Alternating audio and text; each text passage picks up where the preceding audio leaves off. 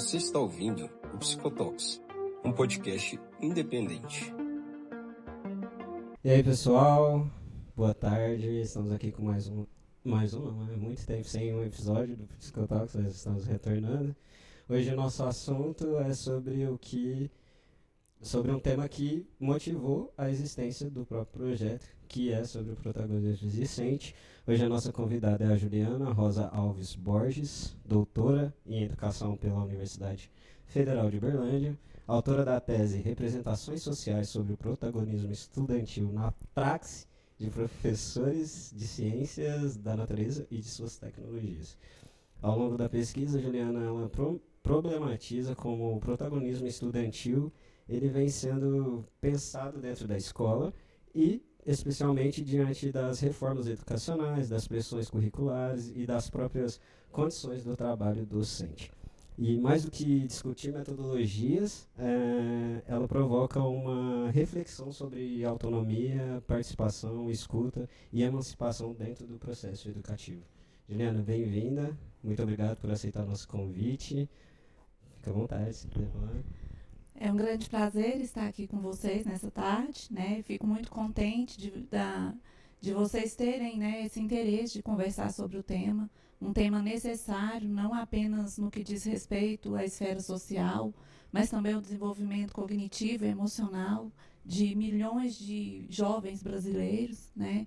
E muitas vezes é um tema que tem sido sufocado, silenciado, né, dentro da escola. A gente percebe que muito se fala em protagonismo, mas que o protagonismo que a gente espera que aconteça realmente, ele está muito longe de ser real. Você falou aí, né? A gente fala muito sobre protagonismo, a gente vê muitas escolas, universidades falando, o aluno aqui ele é protagonista, ele faz as coisas, enfim, faz e acontece, mas quando a gente vai ver na prática em si, isso é uma distância, assim, enorme, né, do que realmente seria, né, o protagonismo decente. Quando você começou a estudar sobre a sua tese, né, o que te inquietou sobre esse assunto, assim, que te falou assim, não, eu preciso falar sobre isso, porque o nosso projeto ele nasceu, né, desse inconformismo, assim, não é possível que nós alunos nós só servimos, entre aspas, para ficar aqui assistindo a aula e não se pode debater hoje, né, com o professor, porque isso soaria como uma afronta. E aí a gente vê que uma pessoa escreve sobre aquilo que a gente é inconformado, sobre aquilo que arde na gente, né? Principalmente aqui do projeto, salta os nossos olhos, né? Porque, poxa, tem uma docente, né, de universidade, que já passou por escolas, agora na universidade, que olha para esse lado que a gente tanto queria que tivesse mesmo esse impulsionamento, né? Então, eu passei muito tempo na escola, comecei a trabalhar muito jovem, né? E certamente o momento mais triste da minha vida profissional foi durante a pandemia. Às vezes eu ficava ali 10 aulas, das 7 horas da manhã às 5 horas da tarde, na frente de uma tela, né, falando sozinha, e eu não conseguia ver ninguém do outro lado. E as minhas aulas na escola sempre foram bastante movimentadas, eu sempre tive projetos, né? E a escola, o movimento da escola sempre era muito intenso. Até mesmo pelo intercâmbio entre os professores, jogos estudantis, e durante a pandemia isso praticamente morreu. Então foi daí que surgiu a ideia do protagonismo, né? Eu convidei, naquela época, né, eu estava fazendo mestrado ainda, eu estava no final do mestrado, e o meu estudo era sobre argumentação científica, né? Muitos alunos às vezes conseguiam resolver as coisas, mas eles não sabiam explicar o porquê. Então, eu convidei a Kila Ceruti, já ouviu falar sobre ela? Ela é uma jovem médica e durante a vida dela, ela passou por várias barreiras. E ela, para mim, é um exemplo de protagonista, né? Depois, se vocês buscarem, ela tem muitas coisas na mídia, muita coisa dela na mídia. Ela representou o Brasil em um congresso no Paquistão, ela já foi jovem embaixadora, sabe?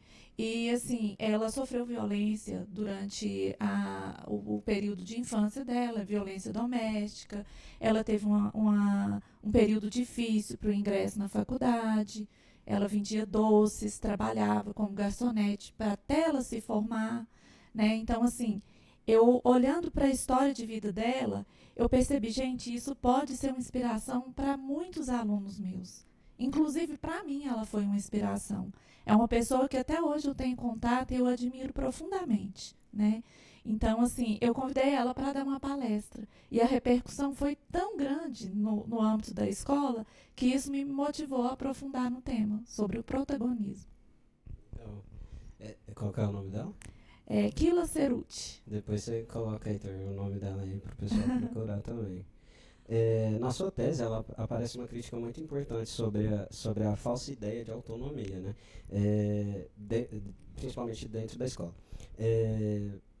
Na prática, o que diferencia um protagonismo genuíno do protagonismo performático, né? Que é o que a gente mais se vê assim, dentro da universidade, da escola? Então, quando eu comecei a estudar, o protagonismo que eu sonhava era aquele protagonismo libertador, que dava asas para a pessoa, que provocava uma motivação intrínseca e extrínseca, que levava ela além daquilo que poderia ser possível naquele momento, né?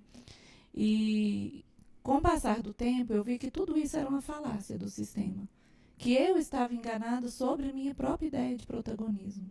Então, que esse protagonismo, eu já estava assim mais ou menos no meio da minha pesquisa, quando eu descobri que o protagonismo, na verdade, não era bem aquilo que eu tinha pensado no começo, e eu pensei, por que não reinventar essa ideia, né? E foi justamente isso que a gente fez. Eu, juntamente com o meu orientador, a gente buscou resistir, né, às imposições do sistema, buscando novos sentidos para o protagonismo, né? A gente chamou de protagonismo frequente e protagonismo surpreendente, esse protagonismo corriqueiro que você diz, né? E a diferença desse para o outro é... Então, a diferença do protagonismo frequente e surpreendente para as formas de protagonismo que eu proponho na minha pesquisa é justamente a liberdade que o protagonista tem de ser quem ele quer ser, independente das imposições do sistema. Então, ele tem capacidade, né, ele tem uma motivação para buscar aquilo que ele realmente sonha. Ao a gente falei errado. E ao a gente observar essa diferença entre esses dois tipos de protagonismo, a gente percebe que o protagonismo que muitas vezes as instituições, sejam as escolas ou as universidades, pregam, é muitas vezes o falso protagonismo, né? Onde você coloca o aluno num papel que, entre aspas, seria de protagonismo, mas ele ainda está ali só agindo de acordo com a ordem que foi dada para ele, se encaixando no sistema. Então, Thales, assim, sobre essa questão, eu vejo que muitas vezes as pessoas são ingênuas em relação aos termos que são jogados no sistema, né? Não é nem a questão de eles não quererem um aluno que realmente seja protagonista. Eles pensarem que o protagonismo é só isso mesmo, entende? E se conformarem com isso.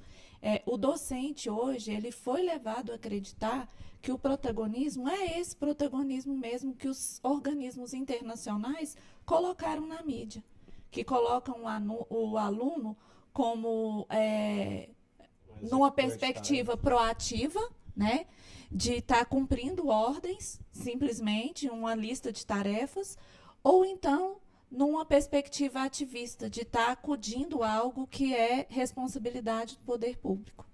Fazendo uma terceirização, assim, né? Sim. Do que deveria ser feito pelo poder público, por outras pessoas, eles vão lá e colocam na mão do aluno. Porque justamente. O aluno, nesse sentido, ele não tem a própria autoria do processo, né?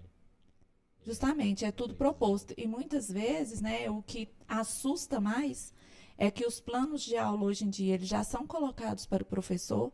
Os projetos que vão acontecer na escola, que são propostos para os estudantes, nem sempre nasceram da ideia do professor, né? Nem do professor, nem do aluno.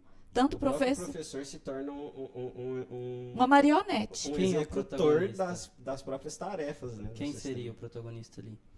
As avaliações externas, eu te falo com certeza que são as avaliações externas dos protagonistas. Só para o pessoal entender, assim, só para eles entenderem o que a gente está falando de fato.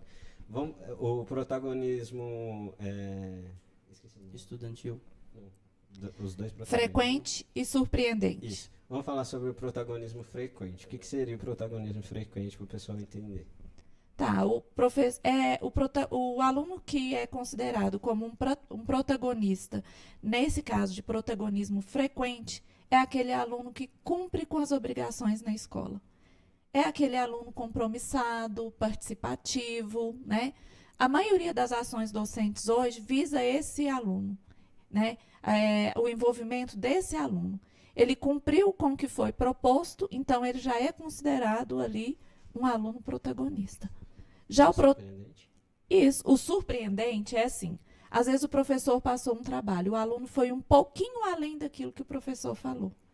Né? O professor, às vezes, pediu para ele fazer um seminário sobre alguma coisa, e ele vai e leva uma prática. Né? Além da fala, além da parte teórica, ele apresenta ali uma prática. Ele foi um pouco além do que o professor disse. O professor fica surpreso com a atitude do aluno. Muito satisfeito. Esse aluno, geralmente, ele é líder do seu grupo de estudo, ele é um aluno bastante motivado com as aulas mais dinâmicas, né? Mas também não passa disso, ele não tem uma ideia que seja própria. A criatividade dele é uma criatividade que é modelada pelo sistema e pelo professor, né? Esse aluno é formado no sentido de ser colocado dentro de uma forma, e não de ele ter liberdade para se automodelar. Tem um texto, um trecho do seu trabalho que você dialoga muito com o Paulo Freire, né? Sobre reforçar que a educação ela nunca é neutra, né? Ela além... Porque, tipo assim, o ensinar em si, ele também é um ato político, né? Fala um pouco sobre essa dança aí com... Então, eles falam muito na questão, por exemplo, da neutralidade do professor, né? Existe um termo que hoje ele está sendo muito utilizado sobre o professor, aquele professor que vai fazer a cabeça do aluno, né? Eu não acredito nisso hoje em dia, né? Eu acho que a maioria das pessoas, se você tirar de mim quem eu sou não sou mais ninguém para estar ali na frente. Como que um professor que aceita tudo que vem assim, conformadamente, como que ele vai ensinar para o aluno lutar pelos seus direitos? Né? Então, eu penso nesse sentido. Né? Nesse sentido, eu acato as ideias do Paulo Freire. E de também, por exemplo, pensar na forma de ensinar. Há pouco tempo atrás, eu tive a oportunidade de estar numa escola indígena. E eu vi que a forma deles ensinarem é completamente diferente. Se eu estiver numa escola rural ou numa escola numa grande metrópole, a necessidade daquele público é diferente. Nós moramos em um país continental.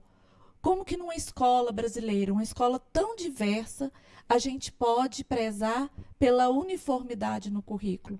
Em todos os cantos do país, tudo vai ser ensinado da mesma forma, ao mesmo tempo, né? Sendo que as necessidades são diferentes, os públicos são diferentes, a cultura é diferente. Isso, no meu ponto de vista, como docente, como cidadã, isso é um crime. Com certeza. Quando você fala sobre ser um crime em si, né? A gente percebe muito, eu estava conversando com o Thales mais cedo, sobre a diferença dentro da sua própria trajetória acadêmica, né? Porque eu tenho a impressão de que quando eu estava lá no ensino fundamental, no ensino médio, enfim, eu era muito mais protagonista do que quando eu fui dentro da universidade. Porque eu acho que quando você está dentro da universidade, essa é a minha visão que eu tive, né? Quando você está dentro da universidade, existe ainda uma superioridade do docente. Existe ainda não, existe mais, ela é maior do que quando você está lá no ensino médio ou no ensino fundamental. O docente ele se coloca num lugar tão mais superior que você, que sempre que você traz algo que confronta, não é uma afronta em si, é um confronto, né, de diálogo, de discutir ideias.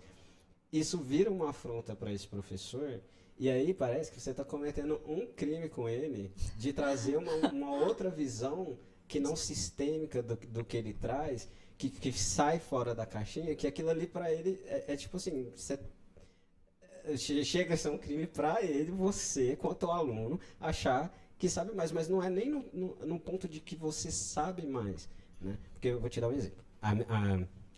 Na minha turma de psicologia, nós sempre fomos uma turma que procurou para além da faculdade. Então, ali no quarto, quinto período, nós já estávamos procurando outros cursos. Tinha gente que já estava começando uma pós ali, do seu jeitinho, né? Que a gente tem que esperar para formar, para fazer a pós. Mas sempre fazendo curso extracurricular, sempre buscando um conhecimento por detrás. Então, quando nós estávamos em sala de aula, nós trazíamos as nossas percepções, e às vezes nós sentíamos que os professores eles se sentiam coagidos e não dispostos a discutir sobre aquelas ideias que a gente estava trazendo, porque a gente estava indo muito além do que a sala estava trazendo para a gente, né?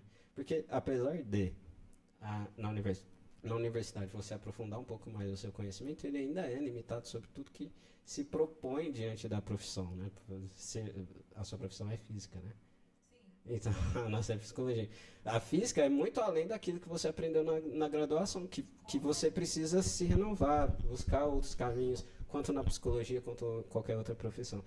E a gente vê que isso não é bem visto, porque aí entra o que você falou, até o próprio professor, ele é um executor das tarefas do próprio sistema, né? E aí é aquela realidade que ele tem para si.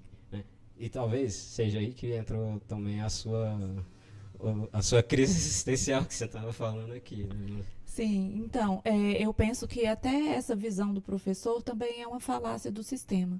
Muitas vezes, esse professor, ele é vítima. Ele pensa que ele tem a obrigação de dar todas as respostas. E, na verdade, não. O professor, ele é um instigador, né? Ele é um orientador na jornada, alguém que já caminhou um pouco além do aluno, mas que também não é obrigado a saber tudo, né? Então, assim, uma matéria que muito, assim, me deixava desconfortável, né? Sempre, toda vez que eu tinha que ensinar, era sobre a origem do universo. E sempre tinha alguém emburrado na sala toda vez que eu ia ensinar sobre a origem do universo. Então, eu sempre trazia uma visão bíblica, né? Eu trazia uma visão científica, e trazia algo que era, tipo assim, uma visão cultural, né, da sociedade mesmo, social, sobre isso.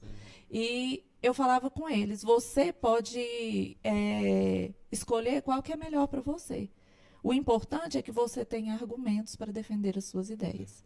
E sempre quando eu ia dar a prova dessa matéria, eu pedia que eles fizessem uma dissertação, defendendo as ideias dele sobre as origens do universo, né? E falava também que para você conhecer a ciência, você não precisa abrir mão de quem você é, da sua fé, da sua cultura, mas que você precisa conhecer. E eu penso que é por aí, né? O professor, ele precisa entender que a ciência é falível.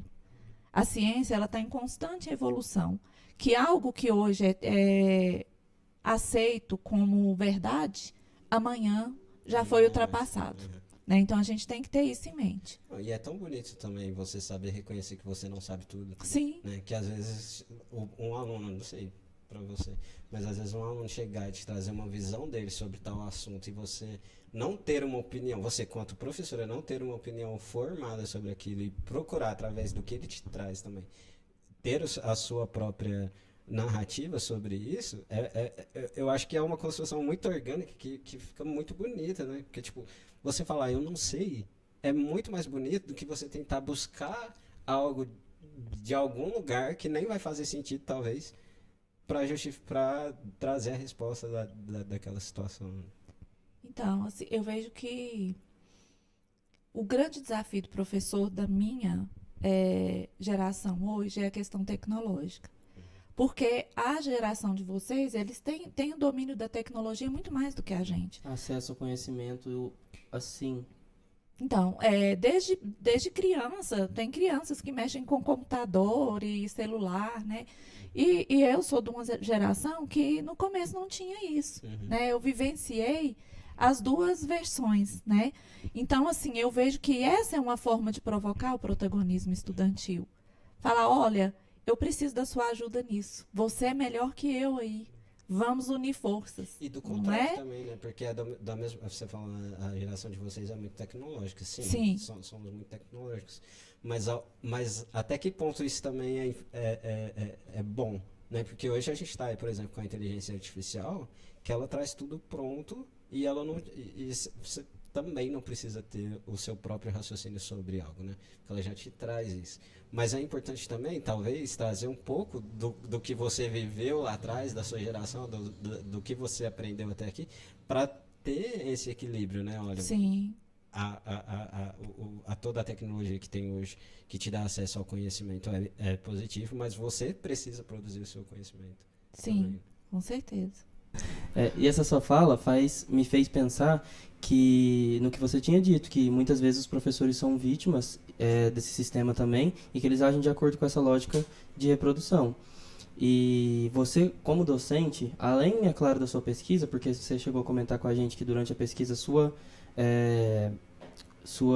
definição de protagonismo estudantil mudou bastante, mas como docente, como foi para você perceber que ocorre esse crime de querer reduzir toda uma diversidade que é o nosso país a apenas métodos específicos de avaliação e tal? Então, o docente, hoje em dia, ele está sendo retirado dele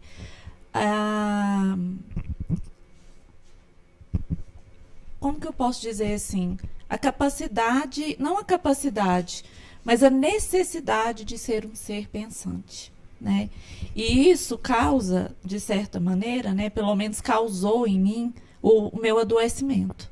Porque eu tinha em mente uma coisa e eu não podia fazer nada daquilo que eu pensava que era certo, né? E aí eu vejo que um autor que muito traduziu os meus sentimentos naquele momento de crise existencial foi Gross, Frederic Gross. Ele é um filósofo e ele nos leva a questionar a questão da obediência. A obediência a mandatos injustos, né? No caso do professor, como poderiam pensar que eu concordo com o que eu faço? Com alimentar o rumo da sociedade à bancarrota, né? Ser massa de manobra e destruir a existência de várias pessoas, os sonhos de várias pessoas. Essa não é, com certeza, a esperança que um professor tem. A esperança do professor sempre é de mudar, de melhorar a realidade das pessoas. E não essa. De tornar as pessoas como massa de manobra ou de simplesmente gerir capital para o mercado, né? A escola ela tem que ser muito mais que isso. Ela tem que ser capaz de fazer a pessoa sair da escola e ter capacidade para ingressar no emprego. Mas não apenas isso. Uma pessoa que pensa, uma pessoa que é crítica, uma pessoa que sabe correr atrás daquilo que quer. Que saiba votar, né? Que tenha construído conhecimento e abstração em relação à vida, não só que reproduza tudo o que foi feito e seja tudo o que foi dito e que seja só alguém que está ali para produzir, para entregar resultado, porque o que é dito é isso, seja protagonista, entregue resultados, mas ao mesmo tempo, toma aqui, ó, 10 métodos, 10 variáveis as quais a gente vai avaliar, que você tem que entregar isso aqui bonitinho, certinho, senão você não passa, você não é aprovado, e aí você, de acordo com a visão do sistema, você é uma falha. Sim, e é justamente isso que acontece, né? Aí, se a gente for pensar, por exemplo, no sentido da palavra protagonista, né? Se você for buscar a etimologia da palavra protagonista, protagonista é o ator principal. E tem jeito de ter mais de um que seja principal? A escola é um universo com várias pessoas. Como que todos serão protagonistas? Será que tem espaço para todo mundo ser protagonista? Para todo mundo ser principal na mesma aula? E será que tem tantas aulas assim para que todos sejam os principais? né? Então, assim, a gente percebe que essa ideia que foi colocada pelos organismos internacionais, ela vai contra a própria ideia da etimologia da palavra, né? E eu penso que ser protagonista nesse sentido é romper com essas amarras. É um exercício de resistência, né? Resistência ao que é imposto, resistência às ideias que não são minhas, né? Não no sentido de não mudar de ideia, porque eu acho que isso é burrice. A pessoa inteligente, quando ela percebe que ela está errada, ela muda sim de ideia.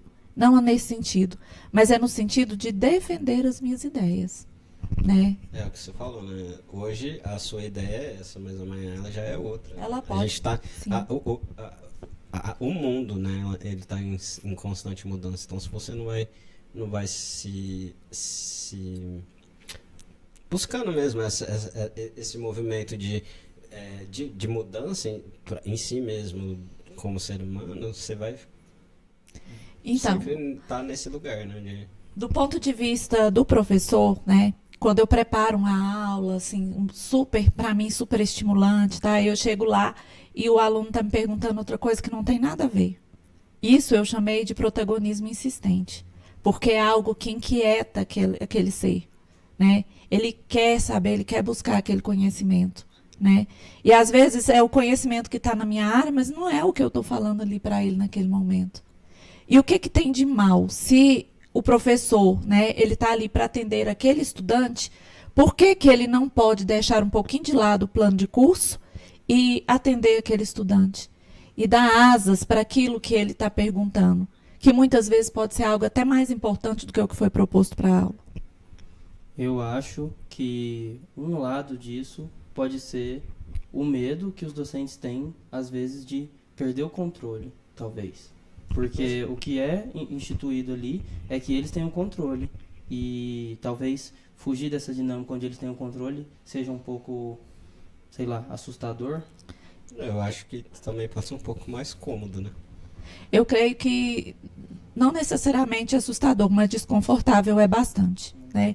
Por exemplo, eu, na situação que eu estou agora, no curso de graduação, eu comecei esse semestre, eu conheço pouco de geologia e pouco de engenharia de agrimensura. E eu estou trabalhando nesses dois cursos. Então, eu propus para os meus estudantes que a gente estivesse pensando em que medida que a física pode ser útil na área de atuação deles. Eu não conheço a área de atuação deles. Eles podem explorar qualquer parte dessa área. Por exemplo, dentro da psicologia, no caso de vocês, vocês poderiam ser um psicólogo que estaria mais voltado para o cognitivismo, ou um psicólogo mais voltado para a área organizacional. Eu deixei cada um escolher a área que queria, para a gente estar buscando essas interações, né? E eu acho que esse é o papel do professor, né? A física é imensa, assim como a psicologia, assim como as outras áreas do conhecimento que a gente tem. Tá, mas em qual ponto que aquele aluno pode ter alguma afinidade? Em qual ponto que ele quer se aprofundar? Eu acho que aí você colocou o aluno para estar no papel ativo, na descoberta da própria, assim, que nem você falou, da área que ele tem mais afinidade e do que ele gostaria de pesquisar e aprender mais sobre. Aí eu acho que o aluno está no papel ativo, e você diria que isso é um papel de protagonismo? Sim, esse é o protagonismo que eu proponho nas minhas aulas, é o protagonismo transcendente, que ele vai além daquilo que o professor estipulou, daquilo que o sistema coloca, ele vai de encontro às matérias que estão ali na escola, né? Mas também vai de encontro ao querer do próprio estudante. Esse é o protagonismo que eu acredito, eu acho que esse é que tem que ser o motor da educação brasileira. E a partir disso, eu vejo que você com certeza está bem confortável com isso, e é o que você busca, é esse protagonismo transcendente. Então, de forma alguma, você entende que essa ideia onde o aluno é protagonista e ele é colocado, como a gente diz, com a faca e o queijo na mão, isso não ameaça o papel e a autoridade do professor, né? Nunca. O professor é mais necessário do que nunca, né? Porque o professor, ele vai agir como um orientador, um companheiro de viagem. Eu coloco para eles, olha, eu não conheço nada da sua área, mas nós vamos buscar juntos, né? Eu, por exemplo, não sou só professora, Eu também sou uma pesquisadora. Eu também sou um estudante. Como que eu vou ensinar o meu aluno a estudar se eu não estudo? Como que eu quero que ele leia se eu não leio? Vamos buscar juntos. Entende? E isso eu vivenciei nas minhas pesquisas de mestrado e doutorado. Quem impôs o tema não foi o meu orientador. Eu escolhi o tema. Né? Eu escolhi o tema, eu falava com ele as minhas ideias e ele transitava naquele meio também buscando fontes teóricas, buscando coisas que poderiam me reforçar e me ajudar a chegar onde eu queria. E eu acho que ele esse... entrou nessa crise existencial com você? Não, ele não. Ele não, mas ele me fez pensar muito, sabe? Assim, ele às vezes me fazia algumas perguntas e eu ficava assim dias pensando naquilo que ele tinha me falado e buscando respostas. E quando eu falava para ele assim, eu não consigo escrever, ele falava, sabe o que está faltando? Você estudar mais. E me passava aquele punhado de referencial teórico. E eu acho que esse é o papel do professor. E aí também o professor, ele tem que saber falar com o aluno, olha, eu não tenho que saber tudo. O aluno também tem que entender isso, né? Porque às vezes, quando parte para essa questão do protagonismo, não tem como ser uma aula fechada. Vocês conseguem compreender isso? Por exemplo, o ensino por investigação, o ensino interdisciplinar, né? Uma sala de aula invertida. São metodologias que vão estar proporcionando esse protagonismo. Mas você nunca sabe, por exemplo, quando você pensa numa sala de aula invertida, você não sabe o que o aluno vai trazer para você de volta. Então, às vezes, uma aula que você tinha programado dentro de 50 minutos, ela vai gastar ali 3, 4 aulas para você chegar no ponto que você queria. Eu ia fazer uma pergunta importante, esqueci agora. Você lembra o que te fez pensar? A gente tinha falado sobre protagonismo, o protagonismo dos alunos não ser algo que necessariamente ameaça o papel do professor. A gente falou sobre Isso aí. Uma coisa que eu acho importante a gente estar colocando é que o protagonismo ele não pode ser confundido com falta de regras, falta de disciplina. O aluno protagonista, ele é um aluno participativo, ele é um aluno disciplinado, ele é um aluno estudioso. Não é o aluno sair na escola fazendo o que bem entender, não é isso. Né? Acima de tudo, é um aluno respeitoso também. Sim. Né? Que entende o limite no outro. O limite até do próprio confronto, né? Porque quando você, pelo menos pra mim, assim, quando você passa a refletir e buscar o seu próprio conhecimento acerca de um assunto, e aí você quer discutir sobre esse assunto com outra pessoa, você precisa ter um entendimento que às vezes o que você está levando para outra pessoa é tão novo quanto foi para você. Sim. Né? E que existe um tempo também de absorver aquilo, né? Igual para você foi você buscar entender como que seria esse protagonismo estudantil, foi algo tão mais forte, mais profundo e novo para você que você entrou em uma crise consigo mesmo, né? Tipo, tanto é que você traz pra gente, né? Assim, eu também fui uma vilã do próprio sistema, eu fui vilã sobre o que eu acreditava que seria bom para os meus alunos, né? Então, isso foi tão novo para você, mas igual quando eu te pergunto, né? E pro seu orientador, isso também causou alguma estranheza nele, algum desconforto? Para ele te levou para um lado que te trouxe mais conhecimento sobre isso. Sim. Né? Eu vejo assim que, no meu caso, provocou o meu adoecimento mesmo. Porque, às vezes, eu percebia que aquilo que estava sendo imposto ali na escola não era nada do que eu acreditava. E eu tinha que fazer do jeito como tinha sido pedido, né? As pessoas falavam assim, mas eu recebo é para isso. E eu vejo hoje, né, que isso é uma forma até de lavar as mãos. Porque eles falam assim, não foi eu que idealizei essa ideia, então eu não tenho culpa. Entende? É o que eu falo quando entra ali no comodismo, né? Porque se é algo que vai te exigir um desgaste maior, porque é um desgaste, né? Você, igual, por exemplo, você fez a crítica lá na ABNCC acerca do novo ensino médio, né? Então, isso, querendo ou não, a partir do momento que você dispõe a sua crítica, você caçar um chifre na cabeça de um cavalo ali e ter que justificar aquele negócio, né? De, tipo assim, é algo que você vai desgastar energia porque é algo novo que você está enfrentando, igual você falou, o sistema, você está batendo de frente com ele, né? Tipo, Então, quando eu comecei a escrever minha tese, na época da qualificação, o professor falou para mim, você é louca. Você é louca porque o novo ensino médio, ele está em reforma. Pode acontecer de quando você terminar de escrever sua tese, ele já nem mais existir. Ele já ter caído, porque foi naquela época que os estudantes foram para a rua e eles cobravam uma reforma. E eu creio que esse é uma forma de desobediência civil que, no meu ponto de vista, é um protagonismo transcendente. O próprio estudante percebendo que aquilo não é bom para ele, né, e colocando mesmo ali a boca no trombone. Então, assim, eu não sou a única que vi esse erro. Os meus colegas, professores lá na escola, todos eles percebiam também. É só que, assim, é tão sufocante quando a gente está lá dentro que a gente não consegue agir. E eu acho que um dos motivos principais para que isso aconteça é, hoje em dia, o professor ele não é socialmente valorizado. Eu nem falo assim a questão em relação ao salário, né? Quando você pensa na figura do professor hoje em dia, ela é uma figura importante. Principalmente assim, para as mães que querem ficar livres dos seus filhos, né, para ficar lá para pagiar, mas não no sentido educativo, né? É mais no sentido do... A gente fez um trabalho de extensão em uma escola aqui de Uberlândia, que aí uma das queixas da diretora foi os pais acham que a escola é a extensão da casa deles.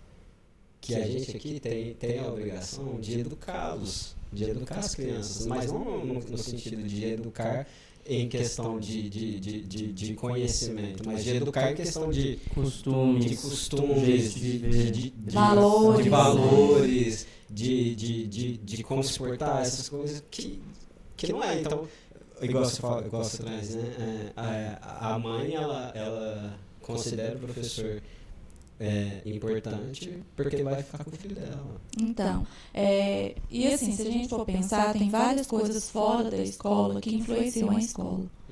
Né? Eu já tive várias experiências assim, de às vezes deixar uma aluna sair, ela demorar e eu ir atrás para saber o que tinha acontecido, ela estar em crise, se automutilando, tinha sido violentada, você entendeu? Toda suja de sangue.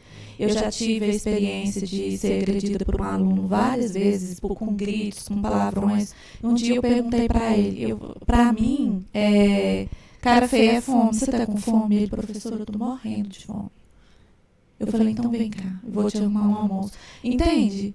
Aquele aluno que tá sempre mal-humorado, e aí você vai ver, ele mora do outro lado, e ele tá com um chinelo arrebentado, não tem, sabe, assim, não tem uma infraestrutura. Então, a falta de estrutura da família, da sociedade, da economia, isso impacta lá dentro da escola. Não tem como a culpa de tudo isso ser só do professor.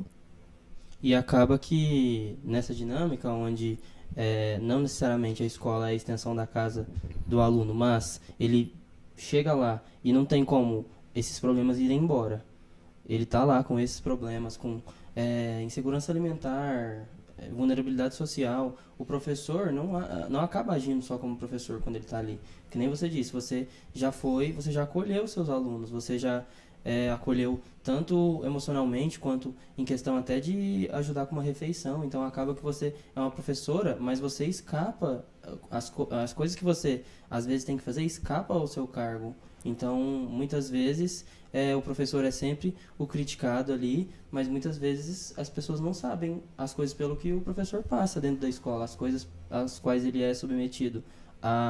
Simplesmente estar ali com um aluno em crise na frente dele, ter que apagar um incêndio e tudo mais. Sim, justamente isso. E a gente percebe também, né, assim, que o professor também é uma pessoa inteira, assim como o aluno. Eu também, quando ia para a escola, eu ia com as minhas coisas, com os meus problemas. Além de ser professora, eu era esposa, eu era mãe, eu era filha. Eu era um cidadão comum, como qualquer outro, com os meus problemas e também com as minhas potencialidades, que não são respeitadas. Você é só Né? a Não professora. são respeitadas, eu sou só a professora. Então, isso E a gera um gente peso vê- muito grande. E eu acho que isso, atualmente, ele ainda é muito mais escancarado, né? Porque, assim, agora entrando no sistema de fato, né? A gente vem de um momento político dentro da nossa sociedade, onde a educação, ela é nada para esses políticos, né? Tanto é que várias universidades perderam várias cotas, enfim. É só para não entrar muito Sim. nisso, mas quando a gente vem de um contexto político que não valoriza a própria educação, O que esse pode se problema... esperar muito pouco, né? E é isso que eu ia te perguntar. Como que a gente pode... como que é possível, e se é possível, a gente conseguir alunos protagonistas, né? Discentes protagonistas, dentro de uma estrutura fragilizada, hoje, que é a educação no Brasil, inclusive de professores. Eu sinto muito em dizer isso, mas no sistema mineiro de educação básica, eu não acredito que tem espaço para esse protagonismo. Eu acho que tem espaço para esse protagonismo na sociedade. E por isso, né, eu acho que a gente precisa lutar. O protagonismo transcendente, ele demanda de um conhecimento. Ele demanda de um desenvolvimento cognitivo, social e emocional do aluno. E isso leva tempo. Então, em vez, por exemplo, daquilo que a BNCC, que foi colocada goela abaixo da escola, né, foi imposta para as escolas de todo o Brasil, né, foi um golpe, na verdade, a BNCC. Né, ela não foi discutida com as universidades, com as autoridades da educação. Eu participei, né, de algumas etapas sobre o ensino da matemática. A gente não podia nem tirar nada, a gente poderia colocar mais alguma coisa, mas com o número de aulas que tinha, não tinha mais o que pôr. Não dava tempo de pôr mais nada. Entende? Então, assim, no fim, tudo que eles fizeram um fórum com alguns educadores, mas o que foi falado ali não foi ouvido. Né? Só para falar que fez. É quase que avisar, né? A gente vai fazer isso aqui, aí vocês lidem aí. E para quem está ouvindo e gostaria de pesquisar, a BNCC é a Base Nacional Comum Curricular, certo? Isso. Eu acredito que currículo é trajeto. O trajeto, ele tem que ser um acordo entre o sistema público, o aluno e o professor. Ele não pode ser apenas uma imposição. E aquilo ali é o mínimo do mínimo, mas tem que ter um espaço para o professor e para o aluno ali dentro desse currículo. Então, como o Rafael disse, com o nosso sistema de ensino, você falou de Minas, né, mas no geral, nacionalmente, estando fragilizado, e com essa lógica rígida e de avaliação, e é isso, e se você não entregar esse resultado, você não é digno de, sei lá, de receber o diploma, né, você é uma pessoa que se formou e você tem esse diploma e você pode ser algo. E toda essa lógica neoliberalista de, ok, aqui, toma um pouquinho de protagonismo, mas o falso protagonismo. Você acredita que realmente a gente não consegue, nesse cenário atual, construir esse protagonismo transcendente com os alunos?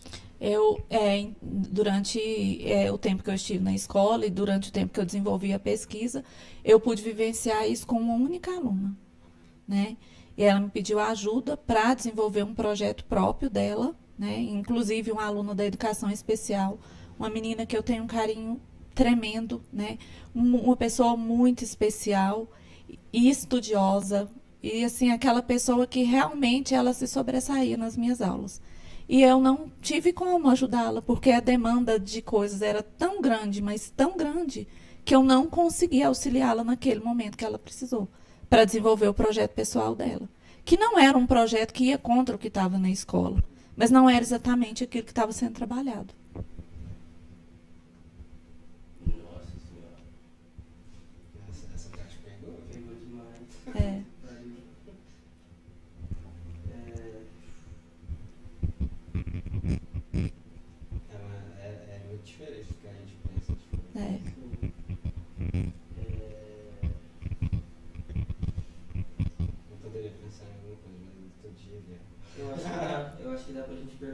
então, vamos falar um pouco sobre os efeitos da pandemia. O que você acha? Pode. Você fala que fizeram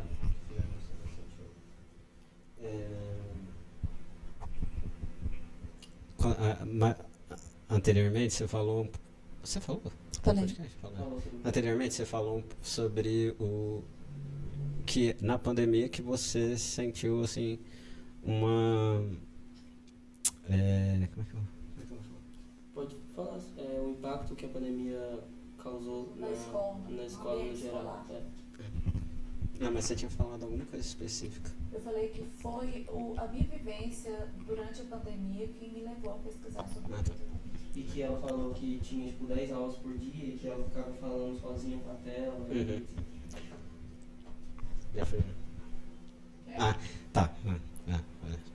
Você falou, a gente passou recentemente, né, pela pandemia da Covid-19 e tal. E aí você falou que esse período que foi o que te levou a pesquisa da sua tese, né, sobre esse assunto que é o protagonismo.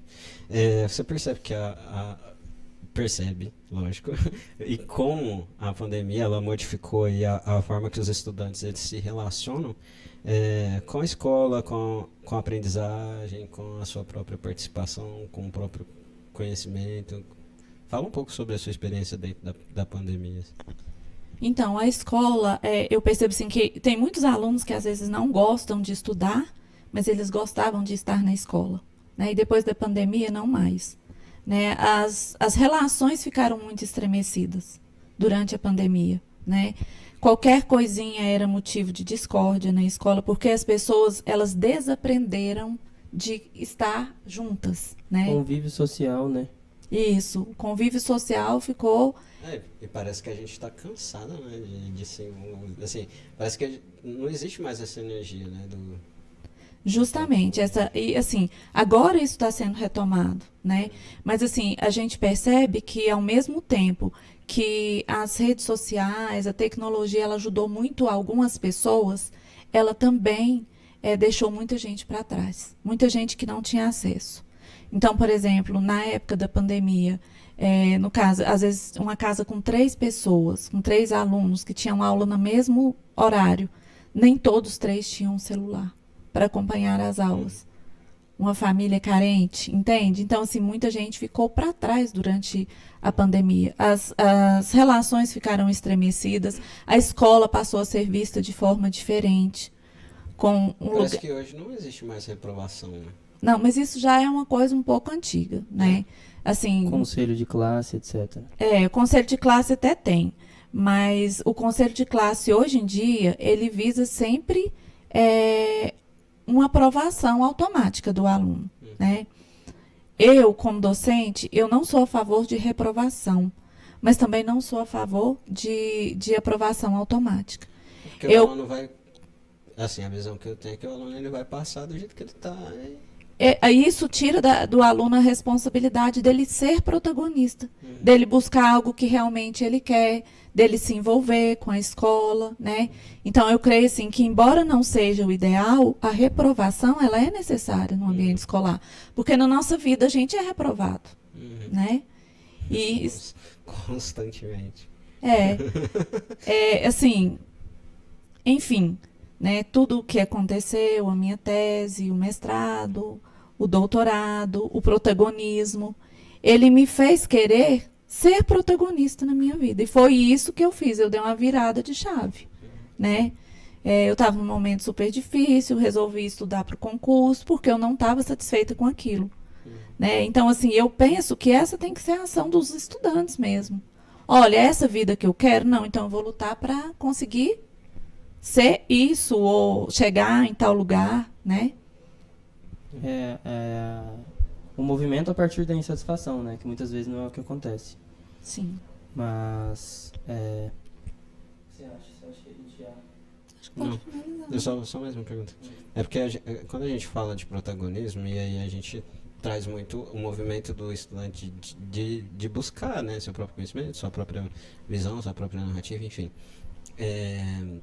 De sair ali, né, daquele só, de ficar ali só daquele conhecimento que lhe é passado.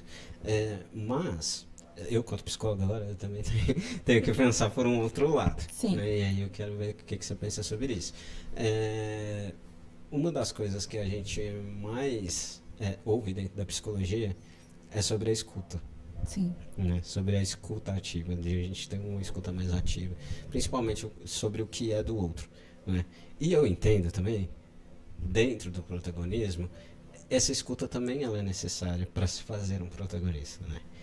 E aí, porque se a gente fala de um protagonismo super ativo em si, de você busca o seu conhecimento e é isso, a gente esquece também daquela movimentação orgânica que a gente estava conversando, de que você me traz o que eu não sei e eu te trago o que você não sabe. Uhum. Só que para que eu ouça o que você está me trazendo, e dentro disso eu monte uma perspectiva minha sobre tal assunto, enfim, eu preciso dessa escuta.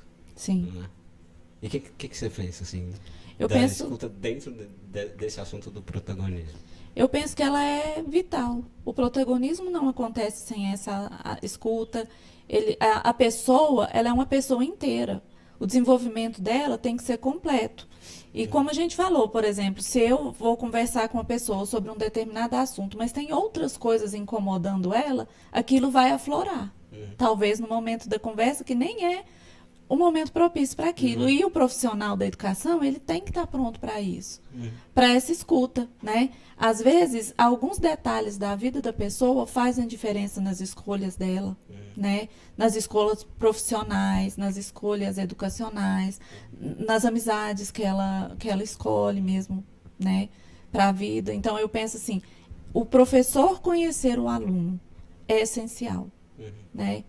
E na escola que a gente tem hoje, a gente leva muito tempo a conhecer. As salas são lotadas, né? Eu tenho, vamos supor, uma aula por semana com 45 alunos, como que eu vou conversar com cada um deles para conhecê-los? Então, isso tudo gera um impacto em termos desse protagonismo transcendente. Hoje, dentro da estrutura educacional, o que você pensa que seria o ideal, assim, Eu para pe- que haja esse movimento? Né? Eu penso assim que é possível, mas demanda de uma reestruturação do sistema educacional. Né? Eu sou a favor deles passarem um tempo maior na escola, mas, por exemplo, tem que ter o currículo comum ali, mas tem que ter o espaço para eles serem protagonistas, já que o protagonismo é uma das competências que está ali na BNCC. Né? E quando eu falo que na minha tese, eu falo muito contra o ensino por competências, porque esse ensino ele limita o conhecimento ao que é útil imediatamente. Então, por exemplo, se eu pensar numa família extremamente humilde e eu vou ensinar para aquele aluno algo que é muito aprofundado, né? Aí fala assim, para que ele vai precisar disso? Quem garante que ele não vai ser um cientista, que ele não vai ser um médico, que ele não vai ser um psicólogo? Quem garante?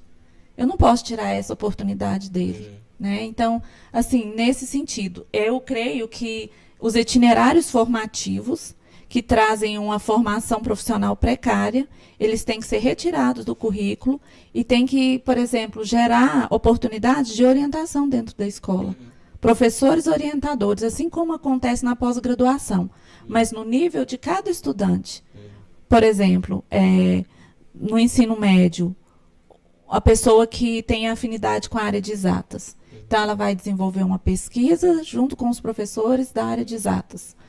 Aquele que tem mais afinidade com a área de humanas, ele vai aprofundar os seus conhecimentos na área de humanas, vai desenvolver uma pesquisa, vai desenvolver um projeto dentro dessa área. Eu acho que até seria uma forma de confirmar se realmente aquela é a vocação do estudante para o resto da vida. Porque é tão ruim quando você começa uma faculdade e depois você vê que não é aquilo que você queria. Então, acho que seria uma forma de confirmar isso. É porque a gente vê que boa parte dos estudantes, eles chegam, né, para o vestibular, assim, nem sabendo o que eles querem direito, né? Sim. Você imagina, por exemplo, um estudante que gosta de teatro, ele fazer uma orientação dentro da escola na área de teatro. Então, aquele que gosta de música, aquele que gosta de esporte. Eu mesmo, eu saí do ensino médio, eu fui fazer direito, porque minha família tudo é do direito, e eu achei uma bosta o curso. Não tinha nada a ver comigo. Aí eu fui pra psicologia e hoje eu trabalho na área da justiça com a psicologia. Olha que chique. Mas eu cheguei lá no direito assim, eu tô aqui por estar aqui. Mas aí, vamos supor, não tirou de você quem você é. Sim, Você está numa área que a sua família está, mas lá você consegue ser exatamente quem você quer ser. com certeza. Não é isso? E é engraçado, né? Porque eu já passei por outras áreas, né? Já trabalhei em outros lugares, assim, e eu sempre me sentia muito cansado, porque parece que eu não me encaixava ali. E hoje eu trabalho lá no TJ hoje, e aí parece que as horas não passam Não muito rápido, assim, porque eu tô tão inserido ali, que era tão aquilo que eu queria, de fato, e eu tô, assim, me sentindo realizado mesmo ali, né? Naquele ambiente, que eu nem vejo as horas passar. E você não... E às vezes, se eu tivesse tido essa orientação, por exemplo, dentro do Da ensino escola. médio, da escola, e eu já tivesse entrado na psicologia, talvez eu já tivesse lá muito mais tempo, muito mais realizado, assim, lógico, né, que aí é um processo também, eu acho que também tem um tempo para todas as coisas, né, mas Sim, seria mais fácil. com certeza. Eu não teria perdido tanto tempo. E se a gente falar, por exemplo, que essa é uma situação confortável para o professor que está à frente, não é. É uma situação que deixa o professor um pouco inseguro. Você fica. Porque você nunca sabe que tipo de aluno você vai ter na sua frente. Se você vai ter um aluno que sabe entender também os seus limites ou não, né? Mas a gente tem que estar pronto para isso. Eu creio que é isso que o mundo demanda desse conhecimento, de transcendência mesmo, de protagonismo.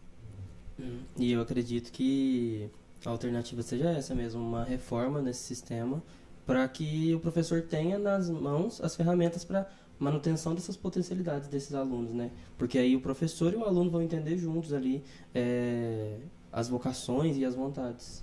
Justamente. E agora, a gente pensando no contexto universitário, assim, como você acha, para um aluno que já está ali, teoricamente, inserido num campo teórico e profissional do qual ele gosta, como você acha que poderia ocorrer esse protagonismo transcendente nesse contexto? Por exemplo, vamos pensar juntos em algumas áreas, né? Vamos imaginar a engenharia. Nós temos várias engenharias e dentro da mesma engenharia tem várias formas de atuação. Dentro da área econômica, tem vários locais onde a pessoa poderia estar trabalhando. Dentro da própria psicologia, né? Até mesmo dentro da docência, dentro da escola. Tem várias formas de desenvolver o seu trabalho. E eu acho que essa escolha é que faz a pessoa protagonista. Eu acho que o protagonista, a marca dele é ser autêntico, né? É ser autêntico, é ter argumentos para aquelas ideias, defender as ideias que ele coloca e saber ir em busca de algo mais sempre. O protagonista, ele é incansável.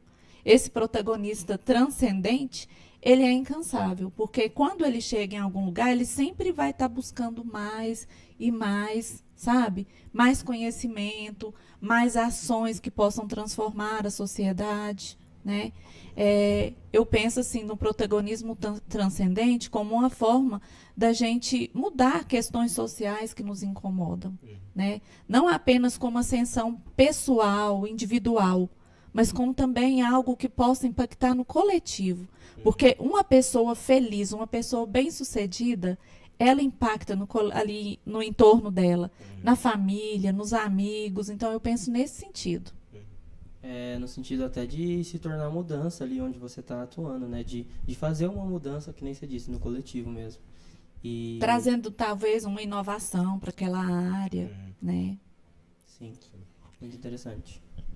E, assim, pra gente caminhar já pro fim do nosso episódio, o que você deixaria como recado para os estudantes que estão nos assistindo, os professores? Para os professores, eu deixaria o recado assim, muitas vezes, né, eu fiz coisas que talvez não sejam muito aconselháveis, né? Às vezes o sistema me cobrava de mim que eu trabalhasse uma matéria eu colocava no diário eletrônico que eu estava trabalhando aquela matéria e explicava outra coisa para os meninos, que eu achava que era importante para eles, que era a demanda deles, eu atendia. Então, eu digo para o professor que, embora a gente tenha um sistema que tenta amarrá-lo, ele é a autoridade ali dentro da sala de aula. Quem decide o futuro daqueles estudantes e quem tem autonomia para fazer, embora não pareça, é ele. Ele está sendo pago para educar uma nação, não para fazer massa de manobra, não para jogar o jogo de quem não quer educação para frente. Então, o recado que eu trago para eles hoje é esse. É um recado assim, de resistir. E para resistir, ele pode continuar exatamente onde ele está, ali dentro da sala de aula, só que fazendo da forma como ele acredita, não fazendo tudo da forma como é imposto. Nossa, certo? E para os estudantes, eles são muito especiais. Eles são a razão de existir de todo o processo. São a razão de existir dos professores, né? Você não sabe, assim, a alegria que eu sinto quando você me fala, quando você me conta. Eu nem fui sua professora, mas quando você me fala assim, nossa, eu me encontrei na psicologia e agora eu estou trabalhando lá, onde a minha família toda trabalha, entende? Você se encontrou e com certeza você vai se lembrar de algum professor que fez a diferença nesse processo para você, né? Então, assim, eu trago de mensagem para os estudantes que por mais que pareça difícil, por mais que pareça que está perdido, sempre tem alguém ali que acredita nele, que está ali por ele, que está ali para dar corda no potencial dele mesmo, sabe? Então, assim, para ele não desistir dos sonhos, né? Que ele pode sim buscar. Difícil muito, não é fácil. Mas se fosse fácil, todo mundo conseguia, né? E eu vejo cada um como especial do seu jeito, especial com seus sonhos. É isso. E é o futuro da nação. Isso. Sim, galera, vocês são o futuro da nação, estudantes. Nós, né? Nós somos estudantes também, mesmo que já tenhamos acabado a graduação, a gente continua estudando e continua tentando ser mudança. É isso. Quero agradecer muito a oportunidade de estar aqui hoje. Senti-se muito honrada com o convite, muito honrada com o fato de vocês se interessarem pelo assunto da minha tese. Estou sempre à disposição de vocês para falar de protagonismo ou de qualquer outra coisa que vocês queiram conversar. O próximo episódio vai ser sobre física. Tá bom, então. Fechado. Muito obrigada, viu? Obrigado por ter aceitado o nosso convite, estar aqui participando do nosso podcast, também é muito importante pra gente. Conseguiu emocionar a gente com as suas falas. Eu tenho certeza que se todo mundo, inclusive quero te perguntar, a gente pode disponibilizar a sua tese? Tá publicado, não tá? Tá publicado. Tá no repositório da UF. Porque eu acho importante que todo mundo leia pra entender de fato o que é que a gente está trazendo. Sim. Né, nesse episódio. E é isso, pessoal. Até mais. Valeu, falou. Falou, galera.